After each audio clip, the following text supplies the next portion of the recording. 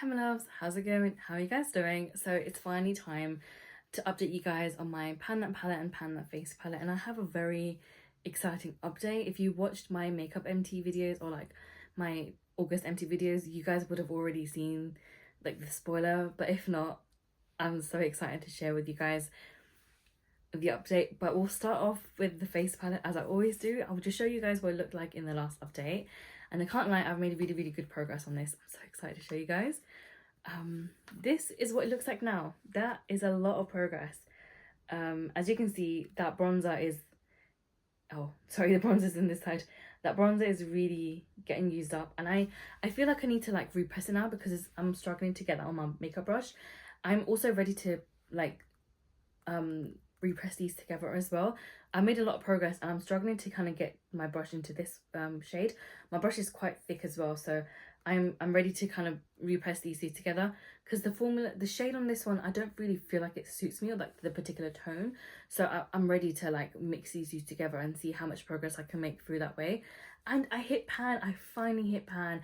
I think this was the most exciting thing for me because I just knew like I was getting really disheartened. I was like, oh my god, I'm not even able to hit pan. Like this is gonna take me forever. Like I'm gonna be panning this even next year. Like how long is this gonna be? And then like literally like I think 3 or 4 uses after my update, I hit pan and I was like I was crying about what? Like seriously? But no, I've been really enjoying this a lot more now because I think originally when I was using a different primer, that was just not sitting well with any of my makeup. But since I've changed the primer that I'm using and also how I apply powder on my under eyes, this has been working a lot better and I really enjoy the formula. I can't lie, a lot of the Jouer products I've used have been so good and I really do recommend them as a brand because I think they have some really good products that you can use. This palette I just got because I was like, oh my god, why not? This is also my oldest face palette. I have so many others after this as well. So I'm going to try to kind of use up whatever I can. But I am ready to repress all 3 of these now. I will probably try to repress both of these into this pan anyway and see how it goes. But that bronzer needs to get repanned. I'm really happy with the progress I have made. I'm still trying to pan everything in here by the end of the year. I'm not sure if I'll get there, but we still have about 3.5, 4-ish months left. So let's see how this goes. But no, I'm really happy with that update. And then I use my e.l.f. palette. So I'll just show you guys what it looked like last time. And as we remember, there wasn't much left in this palette. And I just wanted to come back and say that I'm finally finished with this palette.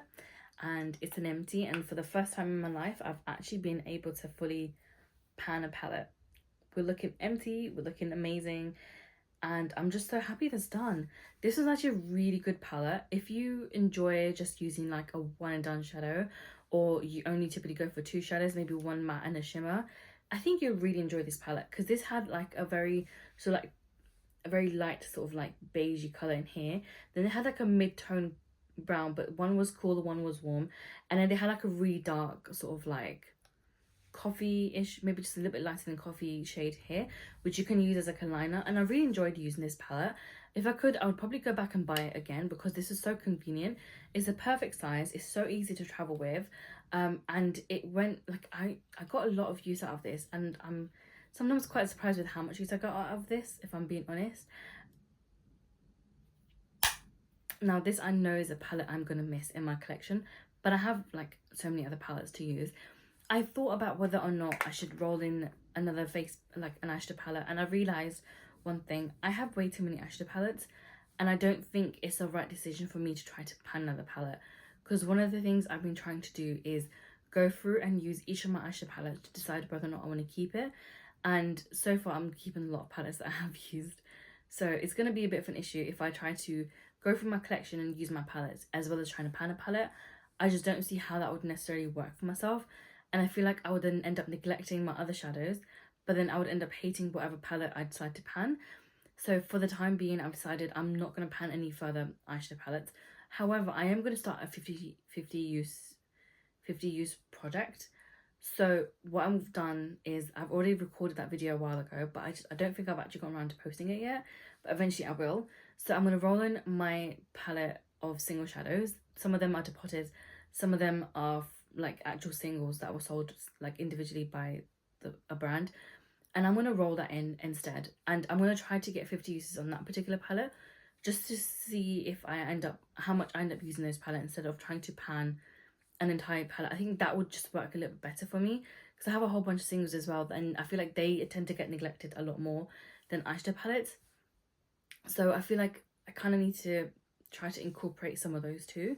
So I've just gone ahead and decided to do that instead. So going forward, you guys are only going to be seeing my Pan That Face palette, and I will then eventually, like whenever I can, post updates about the 50 uses palette as well. I've got quite a few palettes with like just singles in there, so I thought this was probably the best way for me to start.